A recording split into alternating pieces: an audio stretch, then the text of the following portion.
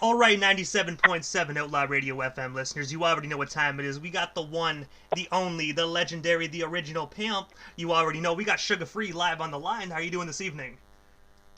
Hey, what's up, y'all? How y'all doing, man? Oh, I'm doing pretty good, man. I hope everything is all well with you out in California, man. You know, this year isn't looking any better, unfortunately, man. It looks like the coronavirus is still taking us by storm. That's real, man. Other than that, man, a motherfucker like me, I'm glad that a bitch turned 18 every day. Hey, man, that's the best way to look at it. You know what I mean? But Suge, I gotta ask you, man, like taking you back to the very beginning of your career, like what actually inspired you to actually get into the music industry, man? Because you are a legend on within the West Coast. So what sparked that legendary career? It was my dad. Who I thought my dad was. Um, in Oakland, California. He would come home every day, man. From the post office, um, and play music loud, real loud. I'm talking about the Spinners, um, Richard Pryor. We talking Steely Dan. We talking. The Doors, Jim Morrison. This dude, he was different, man. But he turned me on to different shit, man. And I learned how to read at a young age, just from picking up record covers. And I would sneak and learn how to work the stereo in the middle of the night, like he did. And my mother would wake up in the morning and see that I knew how to work the turntable. You know, yeah, and that's what it was in Oakland, California, 866 Eileen Street, North Oakland. Yes, sir. Did she ever get like mad late at night or something like that? You know what I mean? Like you playing the records late at night, or did you just play them low so she couldn't hear? No, she got mad. She would get mad. At first, it was a trip to her, but my grandmother would tell her that I belong to music. My auntie took me to the Funk Festival in Los Angeles, 1979 or 78, and my grandmother told my mother after my auntie took me to that concert that I wasn't the same after it was over. They had to come get me from the police station in Los Angeles because I ran away from my auntie trying to get to the stage so I could be with George Clinton and Rick James and Bootsy and everybody. Hey, like they always say sometimes, concerts change people. It really depends, especially if you're going to a concert that you really enjoy. Yeah, that did change me, um, and I'm still that same guy today. This is why I live in the mountains, man, and yeah, I like to call it the bushes, and uh, uh, I feel uh, really at home up here like this, because I grew up recording music in the city, and it was always like in the alley or down the street, it was right across the street from a liquor store or where the bombs hang out and all that, So I decided to, stick with my craft and stay true to what I was doing, well enough for me to be a musician and actually live off of it is is the shit, and I'm doing it, and I'm pretty satisfied now, you know. And also, as well as majority of the Sugar Free fans already know, that you actually began your professional hip hop career working alongside DJ Quick.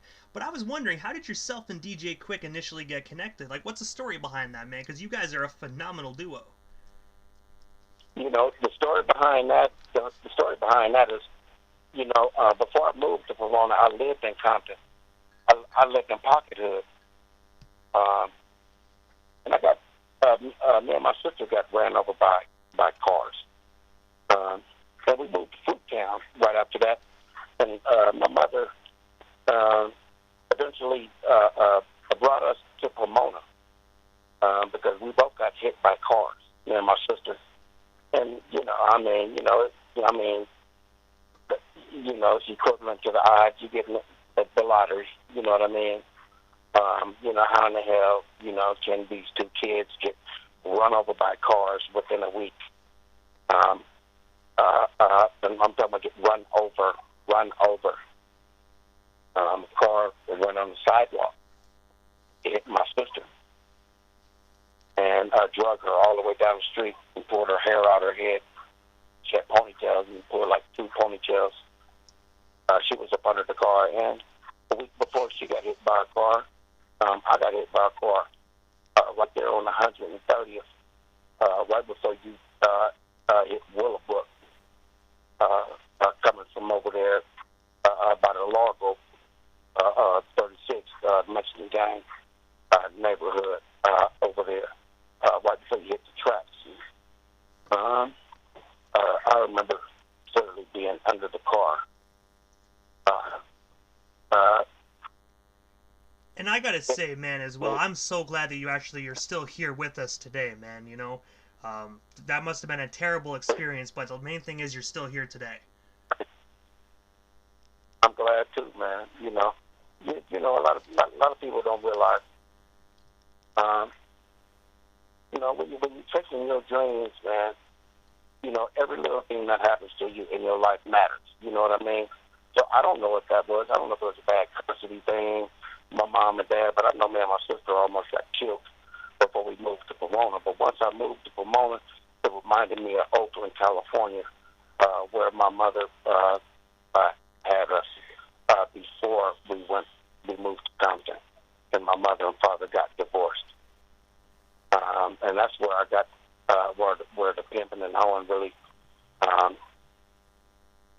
registered to me in Oakland, California, and I brought that shit with me. And also as well there, Sugar Free, you were actually a member of the legendary Hindu Mafia family. I was wondering if you can tell us the story behind the formation of that amazing group, and of course, how did you meet the other members? You know what? That's a good organization, and I am a member. I am a successful member of that organization, and since you brought it up, recording Smell My Finger record was a very haunting experience. Which clearly, as I can recall, in Burbank, California,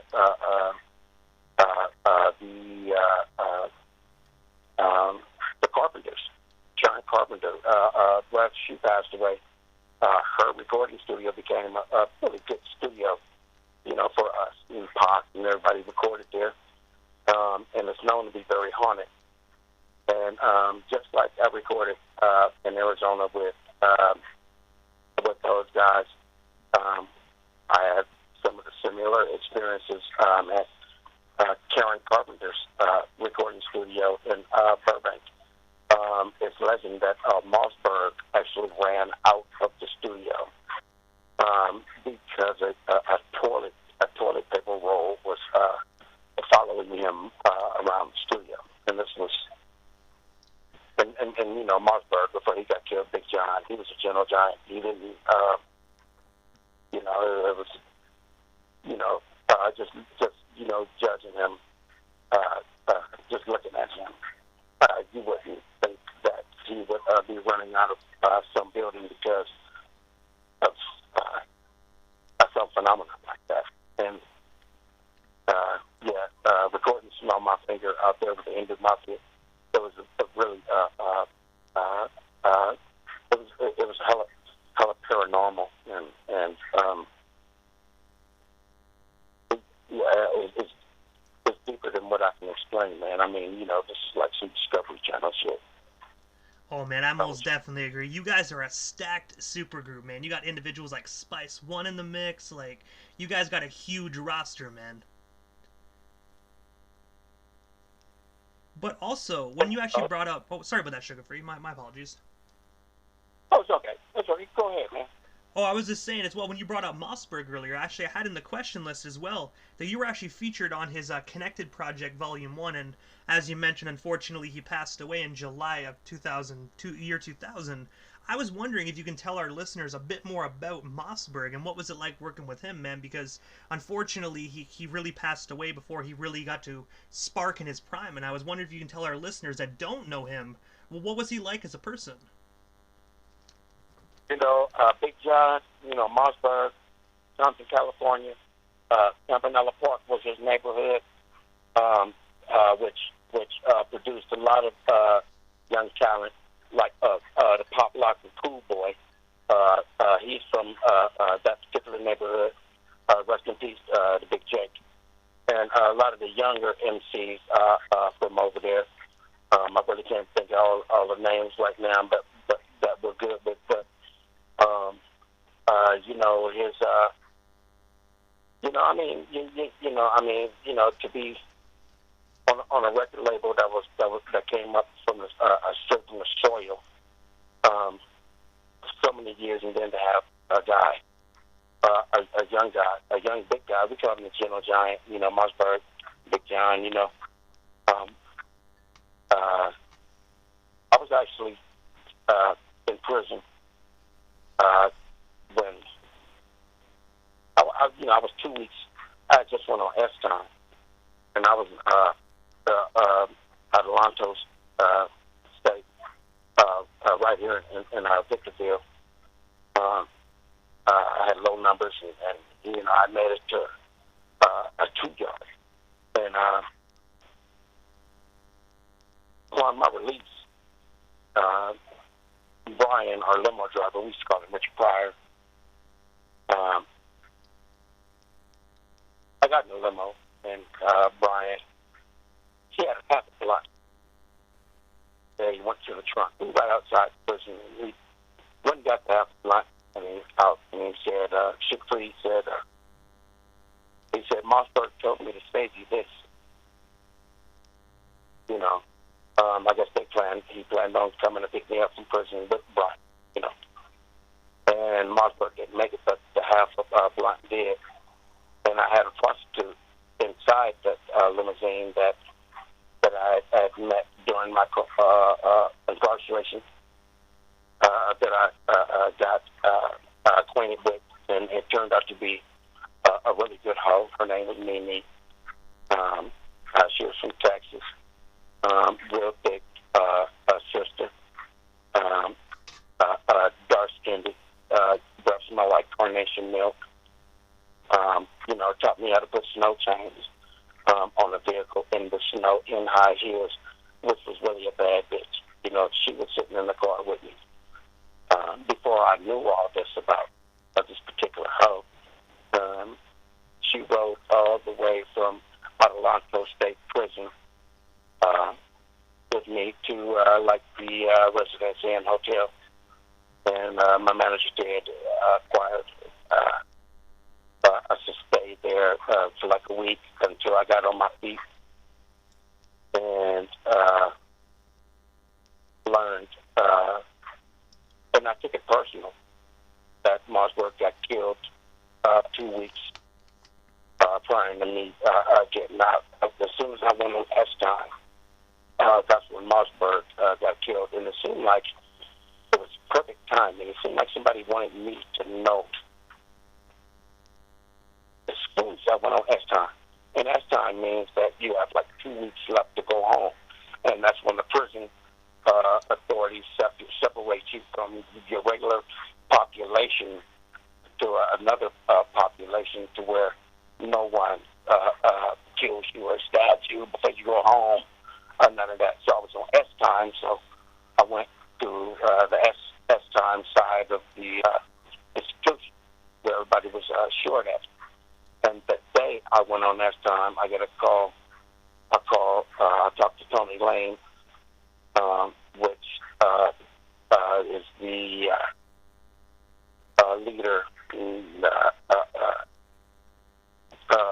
founder of Laneway Records. And I was discovered by Tony Lane, Black Tone, from Compton. And like for me. You know, there was protocol. There was you know, you followed real rules. You know, this was before all this new stuff with the internet and no middleman and you know, I mean, you know, when you think about the death row thing, you know, like my manager, Ted, schooled me on early on before I jumped into this new thing. We had to build on this, and Ted was this. It was Ted. It's still the voice, but the voice wasn't really heard and heard clearly, and because that's just how it was then. You know, everybody has the greatest ideas, but on paper, Ted had the credentials and the resume to run a legitimate and successful record company, and I have turned the attitude of the view of the artist from well, you know, he's just making his money to no, he's family, no, he's human, no, listen to him, no, share some of your meetings with him, you know, no, maybe you want feel free to hear this conversation we're having, type thing. And Ted made me and that party understand this, and we grew. And amongst our growth, the rope was cut to where just me and Ted had to handle our situation, in which we proved that we could do during Film Finger. You know, we snuck and did a record, and came back and it was a success. And our people was like really, you know. But those were the days. This is when the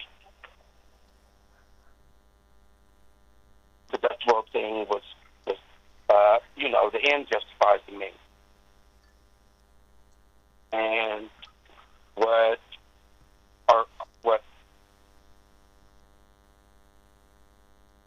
you know, our legends did before our eyes was exciting.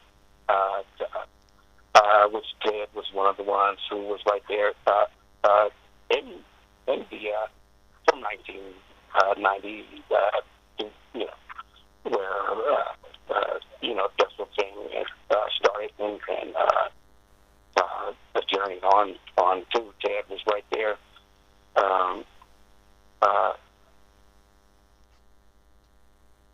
Because he was part of that neighborhood. Suge Knight was Ted's homie, and Suge Knight is Tony Lane's homie, and they're all homies. I'm from Pomona, you know, and you know, they're all bloods, and they ran everything then, and they run everything now. Right? And I have to say as well, Suga, I want to say, man, my sincere condolences to you, man. You know, I couldn't imagine losing a friend like that, man. So I just want to say my sincere condolences, man, because Mossberg was such a talented individual, man. His non-fiction record was cool, amazing. Man. When he first came on, I was intimidated a little bit.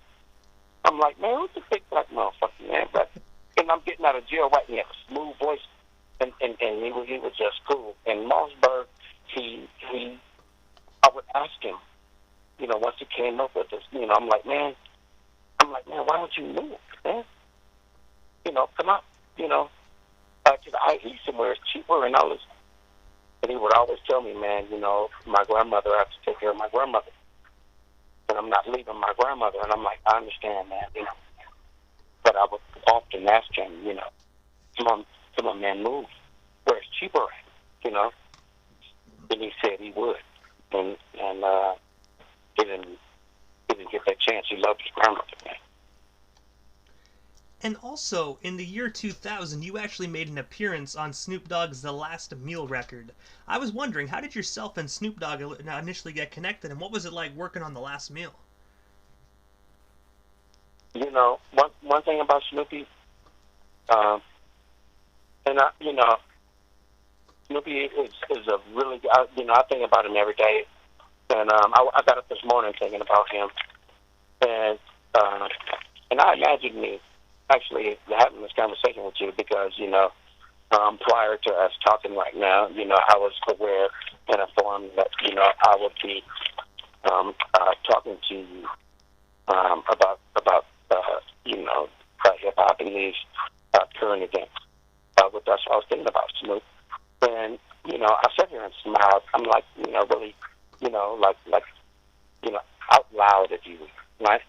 To myself, in front of the fireplace, like, this guy, can really hold a conversation with you about anything and be into it. That's the kind of guy Snoopy is. You know what I mean? And he means what he says. I don't care what day or what year or month he told you something. He meant it. And during the process of being Ted, of our marriage, and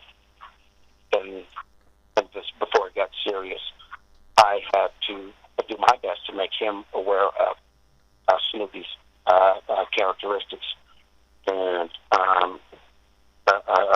how he gets down and things like that. And with Ted, that's not just a day's conversation. With Ted, you can't just let him know the real type of person DJ Quick is in a day, or let's just say in a year. He wants the total everything. You know what I mean?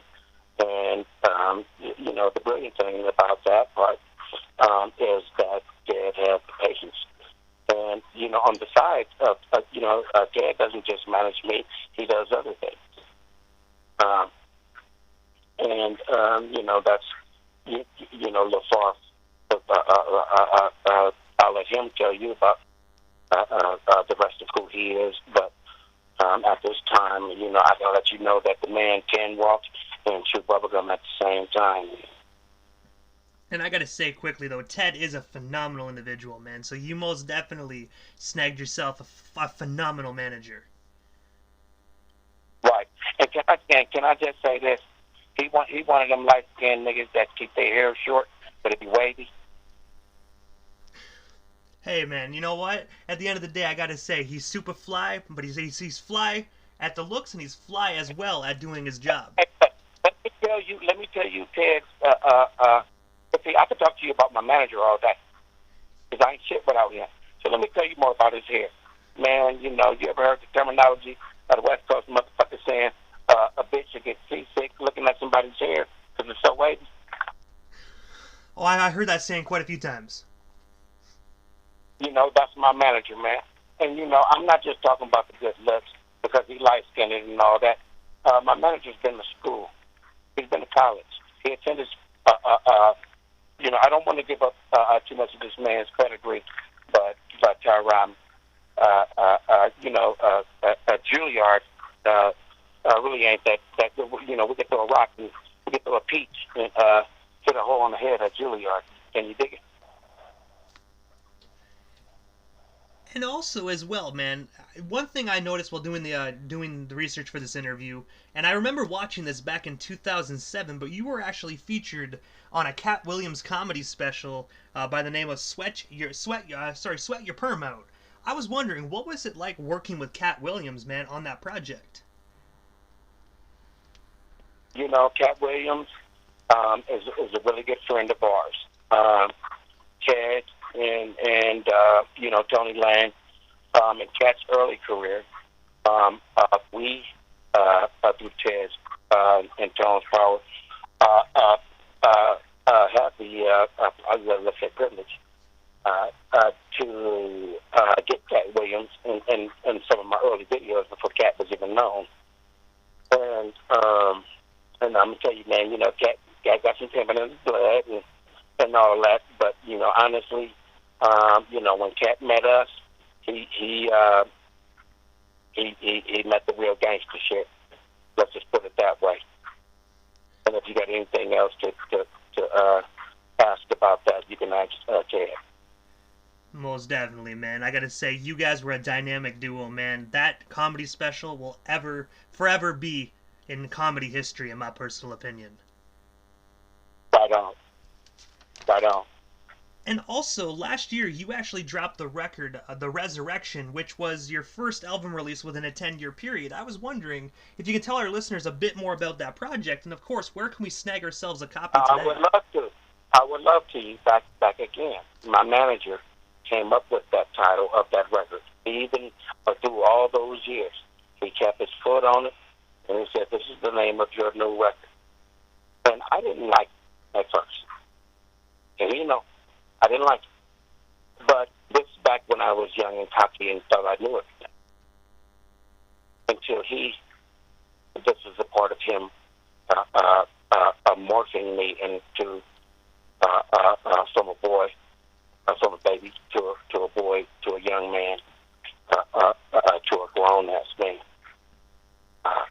My manager had a lot to do with that, and that's all I can say. I'm lucky to have him. If I didn't have Ted Bias as management, you know, and my girlfriend Shannon, I would be pretty fucking lost right now. You know, so I give it all to them right now. I'm still working. You know, and they made me step my game up. You know, the Resurrection record. If you listen to those fucking lyrics, man, I mean, I know I got your average artist shaking in their fucking boots, and I know they never seen that coming. And we talked about that years prior to that record actually coming out. I mean, come on, listen to some of those lyrics, man. Listen up. And I gotta say as well, that album is absolutely phenomenal. Thank you, man. Thank you. You know, I mean, as far as the game, as far as the Pimp game, you know, the relationship, the whole relationship game, the ins and outs, the day ins and day outs of living with your girl. That I'm more into that than rims and tennis shoes and guns and murder and glorifying jewelry and stuff like that. I'm more into you know, your woman laying down next to you as opposed to a kilo of cocaine that won't wake you up in the middle of the night and ask you, what was that shit you said to me last January? And also, Sugar Free, I have to ask you, because I know with COVID-19 going on, but I noticed that you actually have a concert April 19th of 2021. It's actually called Kush Groove, presented by 93.5 K-Day. If this concert is still happening, COVID permitting, what can our listeners actually expect from your performance come April? They can expect the same thing that they got the last time that they sent me on stage. I'm going to cuss a bitch out. I'm going to talk this pimp shit and state who I am. You know what I mean?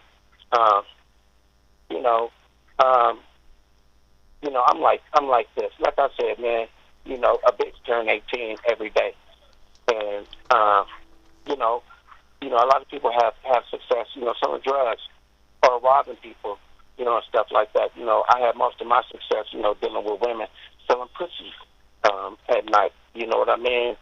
And, the laws start changing and shit like that. And, you know, again, you know, with the brains of my management and kids, helped me grow up and realize and separate peanuts from real money. And I have to say as well, I unfortunately never had the opportunity to see you perform live, man. But hopefully one day I'll be able to see that.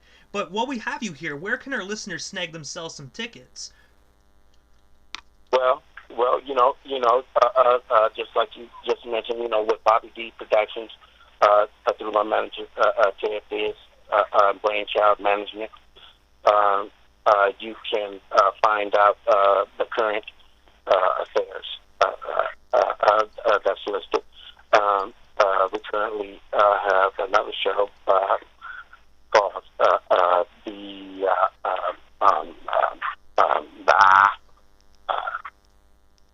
president's the president's in the rock. What's that? Yeah. I guess that's the what's that? The president's on the mountain, all their faces. The Mount Westmore. Mount Westmore. Mount Westmore tour. Thank you. Yeah. Thank you, Ted. Mount Westmore tour, as well as the iHeartRadio concerts that are currently of us. I'm happy to be a part of this. I have a number. I have a number, and I'm still running in the race. And in 4 days, I'll be 51 years old, and I'm pretty proud of that. I'm not gonna lie there, Suge. It's actually kind of surprising you're gonna be 51, man. Like, you're still working like you're 20, man. You know what I mean? Like, you're just go with like the music, the shows. You know what I mean? I gotta say, you were a jack of all trades. Well, one thing that my manager instills in me every day. Sometimes my manager, man, sometimes he sock me in my ribs when he see me unknowingly, and he calls me Rocky, and he'll pin me up in a corner, and he'll give me them gut shots, and be like, "Who are you?" And I'll yell, "Rocky, who are you? Rocky, who are you? Rocky." I'm Rocky, man. You know what I mean? And Ted is and Brainchild Management. We have no room for bullshit. We're under the DJ Quick umbrella, who's no doubt one of the most baddest record producers since Dr. Dre and Quincy Jones got here on the West Coast. I honor that, and we honor that. And my manager don't let one day go by without letting me know that. I'm happy about it, and I huff and puff every day, but I have nothing bad to say, even if I don't like it. My management is shit. And I'm happy to be turning 51 and still in the game and still loving this business by listening to my manager. But I have to ask you, Sugar Free, like, before we wrap things up, is there anything I happened to miss during this interview? Anything else you still want to promote while we still have you here live on the Canadian airwaves? Yes, I do. First of all, the way my manager came in here and did this, and the mystique of Ted, and he kind of, he even pisses me off. Sometimes his method of going about how records are made, what's put into them. Like he's the angry coach, and I'm gonna say this on live via telecommuter thingamajig. He's the best thing that ever happened to rap music on the West Coast, and I happen to be the artist that stuck with him, that he's gonna make a big deal out of before he goes on and start managing bigger acts and things like that are already in the makings that I can't speak about, that he could talk to you about. And I just want to say as well, big, huge shout out to Teddy as well, man, for making this interview happen. Because I got to say quickly, Suga, I grew up idolizing you. I grew up loving your music, man. So thank you for years of amazing hip hop, man. It was an absolute honor to have you on, and of course, years of amazing music. You're welcome, man. You're welcome, man. It's a crazy time right now. You know, we've seen the house come tumbling down the other day with the rioters and the Trump supporters and things like that, man. You know, but before this, Obama was in office. And with, you know, 2 terms, we're talking this guy. You know, I'm gonna leave you with this, man. If it's good to you, it must be good for you. Okay, and may the good Lord take a liking to you. I am your friendly neighborhood player, partner, sugar free. Telling y'all, man, to stay well and start listening. Do less talking and more listening. That's how I became to be a relevant MC, still in the game with my dynamite management. Ted Biz, Teddy Ball Game Biz, with my guidance in this, man. I couldn't have done it without it. And we own and cracking right now. I mean, you know, got some stuff produced right now by I mean, we got a lot of DJ Quick tracks.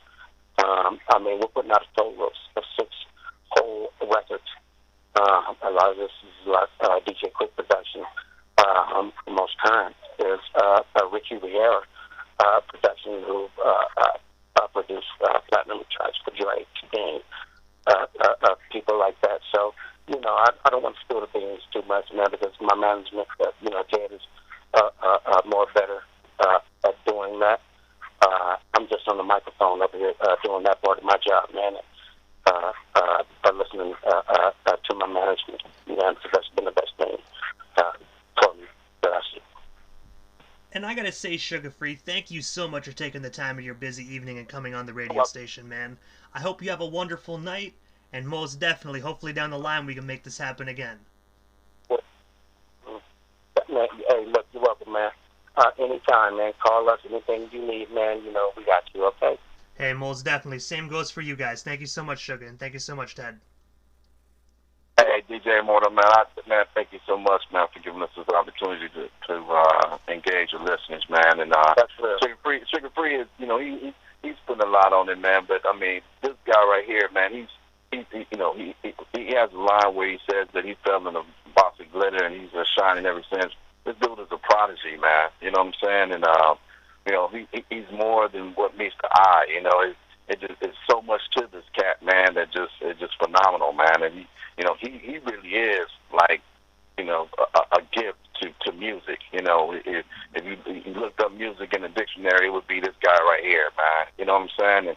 And it takes, you know, no man has ever made it, you know, to the top by itself, man. And without a phenomenal, you know, a gift to work with, you know, there could be no Teddy Ball Game or none of that type of shit, man. So, you know, I throw the credit back to him, man. You know what I'm saying? If it was for him taking the steps and doing, you know, what he to do, you know, for himself and just being that gift, you know, I'm just the Xavier. You know, if you've ever seen Xavier and the X-Men, I'm just the Xavier. You know, you come in with the powers and I just say, no, point the laser over there. That's, you got it. Just point the shit over there.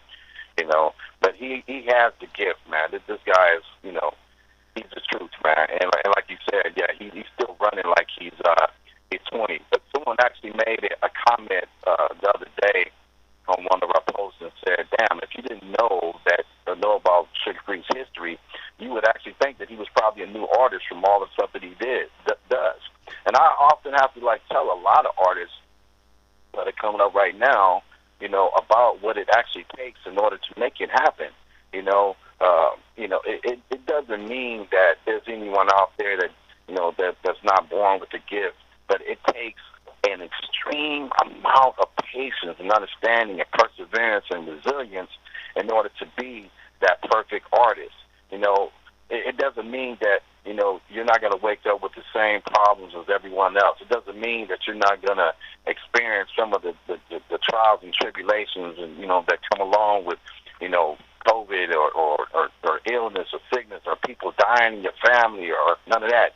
But it's how you deal with that. It's the resilience and the understanding and the patience of how you deal with that. And that's what I saw from him. So I just want to throw it back at him, man, this guy, man. And you're going to see a whole lot more we do have another project that's getting ready to come out. It's a compilation called Group Therapy that's featuring some of our different comrades there that we work with, and we want to kind of, you know, make sure we give them some shine. But, you know, and after that, you know, we're going to do another solo project with Sugar Free that we're currently working on that's going to, like, blow your wigs back and hold you. But, yeah, man, the next project, Group Therapy, is coming at y'all, man. Compilation, Sugar Free. Hey, man, that sounds like an absolute phenomenal record, man. I'm looking forward to copping myself a copy of that. Oh, right on. Right on, man. But I gotta say, guys, have yourselves a wonderful night, and most definitely be safe out there in California. Right on, man. Hey, thank you, man. You know, enjoy yourself too, man. And hey, man, you know, our prayers go out to you and yours, man. And you know, shit, man, we ready to put this shit behind us and move forward, man. Most definitely. My prayers go out to you guys as well, man. I hope this COVID situation gets better for all of North America, including Canada and the United States. Yes, sir. Thank you so much, Suga, and thank you so much, Teddy. You guys have yourself a wonderful night. We most definitely shall chop it up soon. All right, Canada. Thank you.